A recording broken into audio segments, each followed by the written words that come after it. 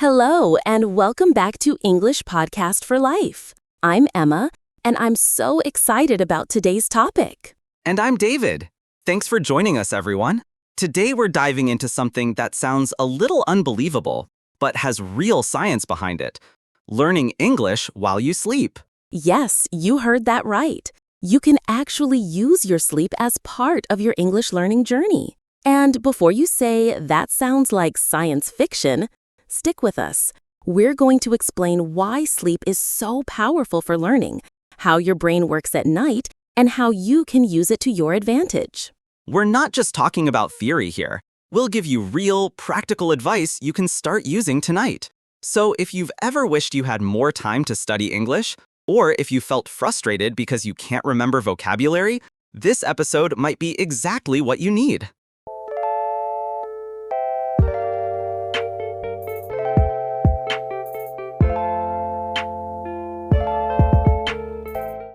Let's start with the basics. Most people think of sleep as a kind of pause button for life.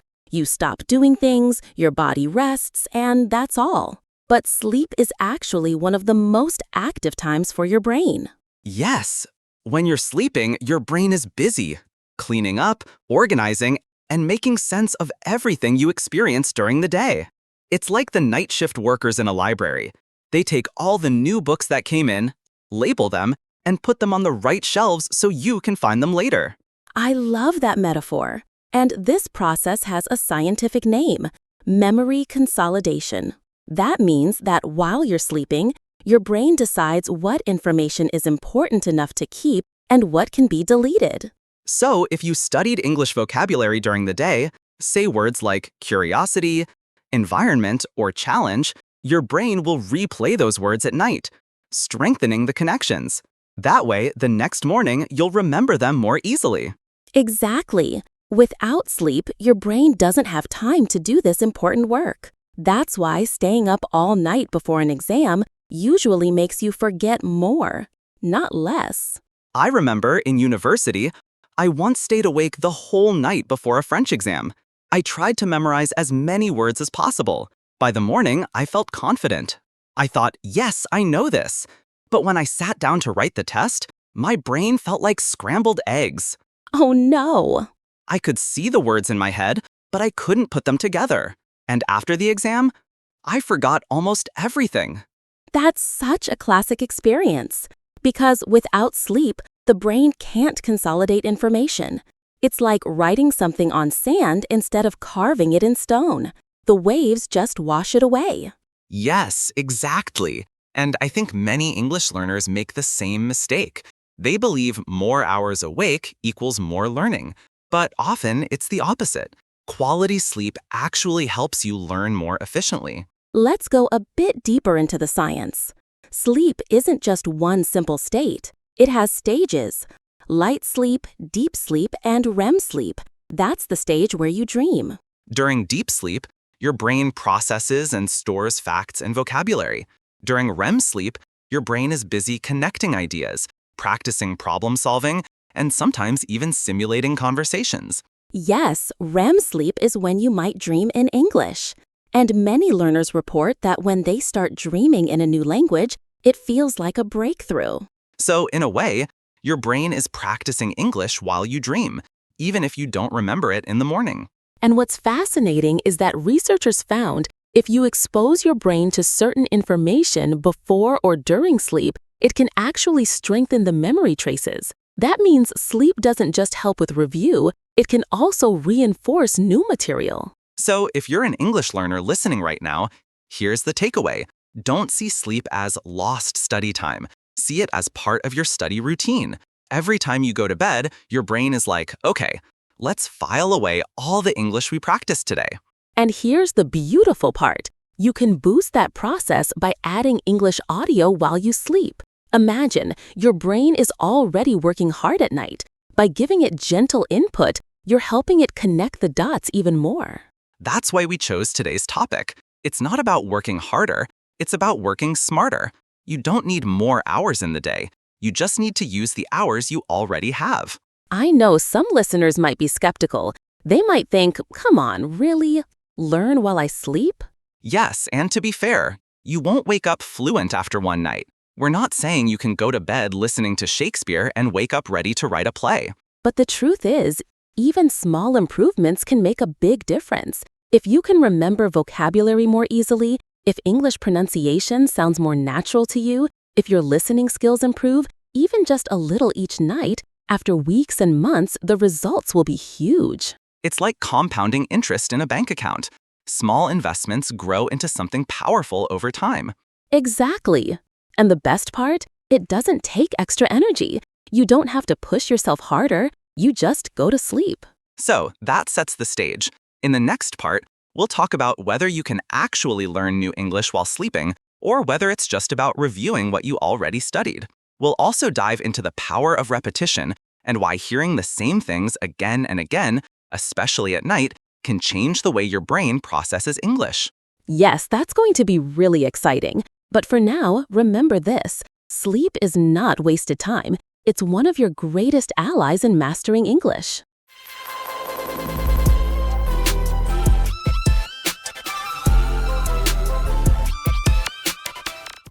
Okay, Emma, so we've set the foundation. Sleep helps us consolidate memory. But let's address the big question that everyone is curious about. Can you actually learn new English while you're asleep? Or is it only about remembering what you studied during the day? I love this question because it's both exciting and complicated. The short answer is yes and no. You can't expect to learn complex grammar or write essays while you're sleeping. But research shows you can absorb certain kinds of information, especially sounds, vocabulary, and simple phrases. Right. I read a study from scientists in Switzerland.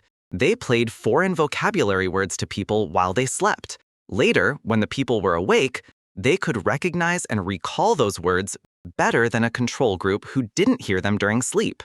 Yes, and another study found that if you hear foreign sounds, like tricky English vowel differences, think of ship and sheep, your sleeping brain can become more sensitive to them.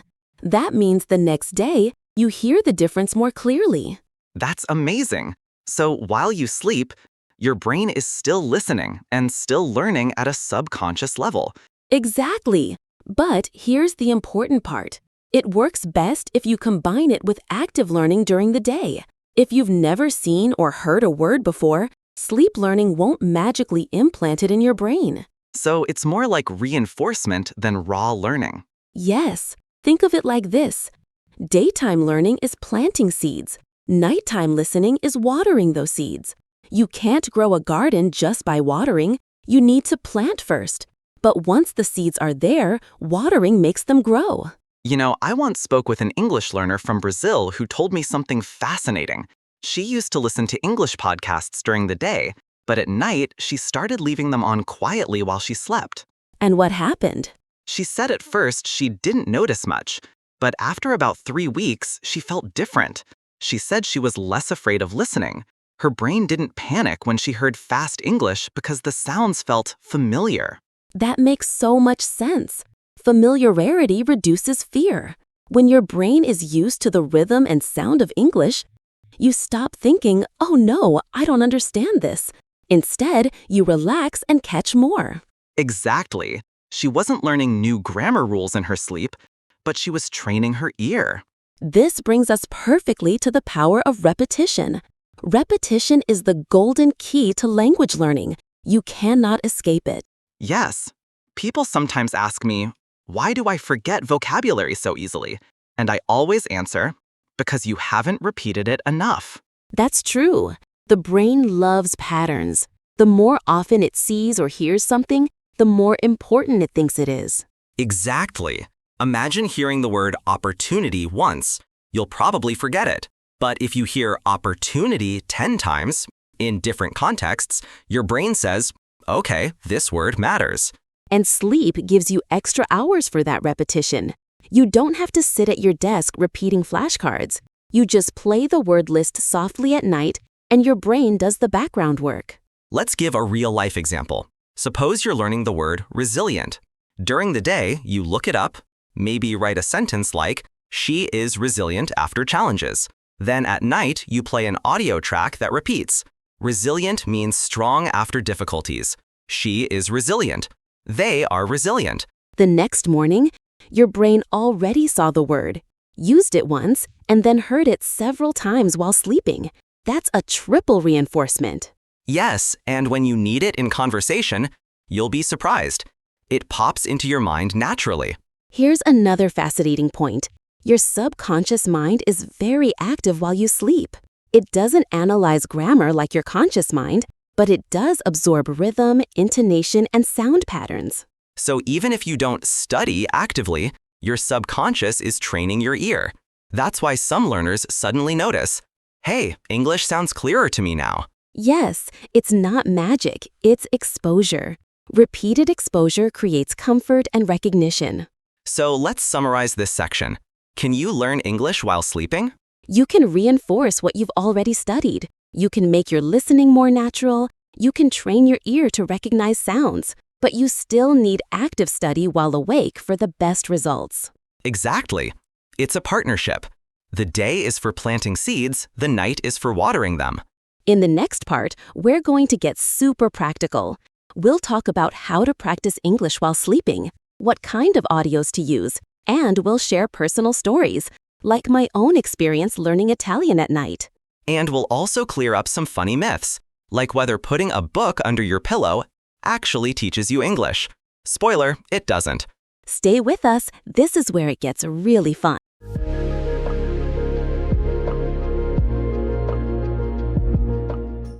All right, Emma, we've talked about the science of sleep, and we've explained how repetition makes English stronger in your memory. But I know our listeners want to hear something even more practical. They want to know, what exactly should I do? How do I practice English while I sleep? Yes. Let's get into the how. And the first thing to remember is keep it simple. You don't want complicated grammar explanations or fast, noisy movies playing while you sleep. Your sleeping brain prefers calm, clear, repetitive input. Right. So, step 1, choose the right audio. Vocabulary lists, slow dialogues, or even podcasts like this one. Something with natural rhythm, but not too distracting. And step 2, pay attention to the volume. Many learners make the mistake of blasting the sound too loud. But if it wakes you up or makes you dream of explosions, it's not working. You want it soft, like background music in a cafe. Yes, like a gentle voice in the corner of the room.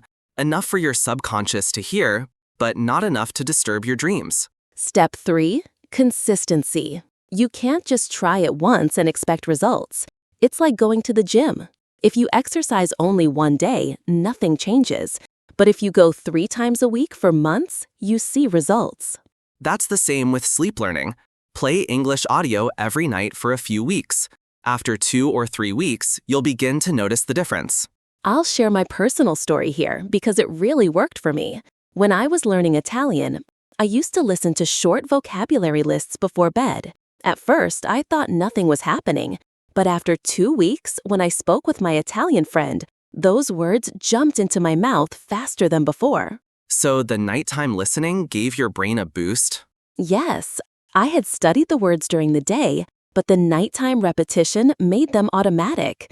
It felt like I had practiced without trying. That's powerful. And I think it shows something important. The effect is not dramatic after one night, but it builds quietly, like a snowball rolling downhill. Exactly. Small gains every night turn into big progress after months. I had a similar experience with Spanish. I downloaded an audio file with everyday phrases. Where is the station? I want a coffee. How much does it cost? I played it every night while I slept. And did it help? It didn't make me fluent, of course, but I noticed that when I traveled to Spain, I didn't freeze when ordering coffee. The sentences just came out naturally. It was like my brain had been rehearsing while I was unconscious. That's such a great point. Nighttime listening reduces hesitation. You don't overthink, you just respond. So, if you're listening to us right now and you want to try this, here's a step-by-step guide. Choose material you've already studied, maybe last week's vocabulary list or a podcast episode you liked. Keep the audio calm and clear. No explosions, no loud background music. Set the volume low. Imagine a gentle whisper. Use repetition. Don't change the audio every night. Stick with the same one for at least a week. Review in the morning. When you wake up, spend a few minutes looking at the same material. Yes, that last step is gold. Morning review is like locking the door after you've put everything inside. It keeps the knowledge safe. Now, Emma, we promised we'd clear up some myths. Let's start with my favorite, the pillow trick. Some people believe that if you put a book under your pillow, the knowledge will enter your brain. Oh, yes, I've heard that too. Unfortunately, paper doesn't transmit knowledge through wood and feathers. If only it were that easy, right? Yes, I would have slept on my chemistry textbook every night in high school. Me too, but no, you need to hear the words, not just lie on them. Another myth is that watching action movies while sleeping will make you fluent. People think, I'll play a Hollywood movie overnight and wake up speaking English. But the problem is, movies are too chaotic. Explosions, background music, multiple voices. Slang, it's too much noise for the sleeping brain. Yes, instead of feeling rested, you'll wake up confused. Better to use clean, simple, repetitive material. Here's a dangerous myth. Some people believe they don't need to study at all if they listen while sleeping. That's a big mistake. Nighttime listening is powerful, but it's not a replacement. It's a support system. You still need to practice speaking, writing, and active listening during the day. Yes, think of it like vitamins. Vitamins help your body, but you still need to eat real food. Exactly. Sleep listening is the vitamin. Active study is the meal. You know why people fall for these myths? Because learning a language is hard work, and everyone hopes for a shortcut. Yes, people dream of waking up fluent without any effort. But the truth is, effort is still needed. The magic of sleep learning is not that it replaces work, but that it makes your work more effective. That's such a great way to put it. Imagine if we could really learn just by sleeping on books. Teachers would just hand out pillows instead of lessons. And exams would be nap time. Okay, students, put your heads down and absorb the textbook. That would be the most popular class ever. But sadly, no. We still need to engage our brains when we're awake. All right, so we've now covered the practical side, how to practice, and we've also destroyed some myths. Yes, and I think our listeners are ready for the next big part, designing a full night routine for English learning. We'll talk about what you can do before bed, while you sleep, and after you wake up to maximize results. That's going to be so helpful. A real step-by-step bedtime plan for English.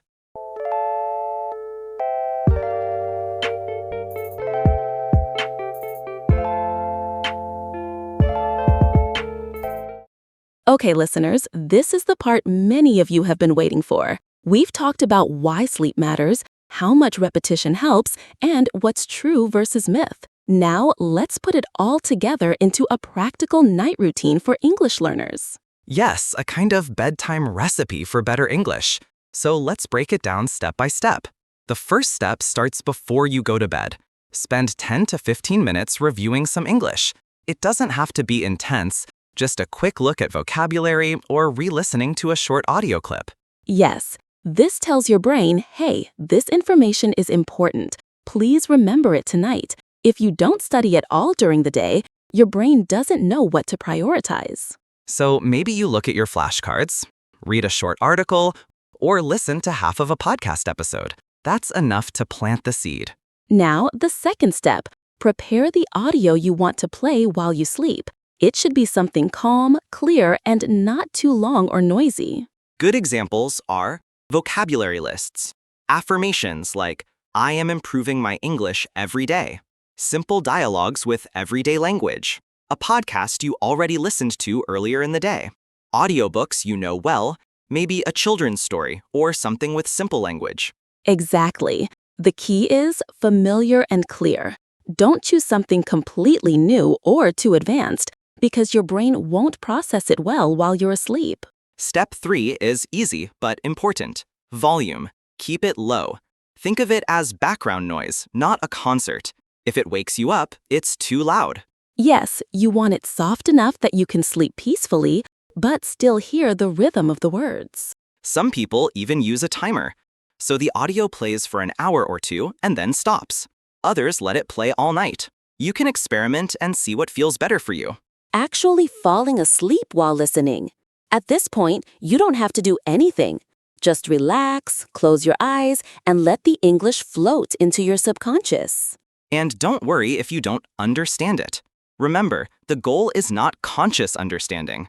The goal is exposure and familiarity. Yes, think of it like background music. You're not studying hard, but your brain is bathing in English sounds. Finally, step 5. Review in the morning. This is one of the most powerful things you can do. Yes, when you wake up, spend 5 to 10 minutes looking at the same material again. That way, your brain says, "Oh yes, I remember this from last night. Let's keep it." It's like saving a file on your computer. If you don't click Save, it might disappear. Morning Review is the save button for your memory. Let's add a few bonus tips for our listeners. Be consistent. Try this routine every night for at least 3 weeks before judging the results. Stay realistic. Don't expect miracles after one night. Progress is slow but powerful. Choose quality sleep. If listening to audio makes you sleep badly, adjust or stop. Good rest is more important. Mix it with active practice. Sleep learning is not a replacement. Speak, write, and practice actively during the day. Track your progress. Keep a notebook and write down words that feel easier or more natural over time. Yes, that last one is fun. Sometimes you don't notice your own progress. But when you write it down, you realize, wow, 3 weeks ago I didn't know this word. But now it feels natural. Let's talk a little more about what kinds of audio work best. David, what do you recommend? I'd say start simple. Short vocabulary lists or dialogues are perfect. You can even record your own voice saying phrases you want to learn and play it back while you sleep. That's a great idea. Hearing your own voice might even make it more personal and memorable. Yes, and for intermediate learners, audiobooks or podcasts can be wonderful, but choose ones you already know. For example, if you've read The Little Prince in your own language, listen to the English version at night. I like that. Familiar story, but new language. It reduces stress and helps your brain connect the dots. Let's also remember why this is especially good for English learners. English has a rhythm, a melody, that can be hard to get used to. By listening at night, you train your ear without effort. Yes, and English spelling doesn't always match pronunciation, so hearing words again and again, especially while sleeping, helps you remember the sound, not just the letters. For example, words like though, through, and thought. Reading them can be confusing, but listening makes the differences clear. And when you hear them repeatedly at night, they stop being scary. They just become part of your brain's sound library. So, dear listeners, here's the main message. Sleep is not wasted time. It's one of your strongest allies in learning English. Yes, if you combine active study during the day with gentle listening at night, your progress will be faster, easier, and more natural. Don't expect to wake up fluent tomorrow, but expect small, powerful changes. Less fear, more comfort, better memory. And over weeks and months, those small changes become big improvements. It's like building a house. Each night adds one more brick. After a year, you look back and realize you've built something solid. And maybe one morning, you'll wake up from a dream where you were speaking English. That's the ultimate proof that your brain is absorbing the language. Yes, dreaming in English. That's when you know your brain is really working for you. So, that's our episode on learning English while sleeping. We hope you found it helpful, interesting, and maybe even inspiring. Remember, you're not just a student during the day, you're a student even while you sleep. Sweet dreams, everyone, and happy learning. We'll see you in the next episode of English Podcast for Life.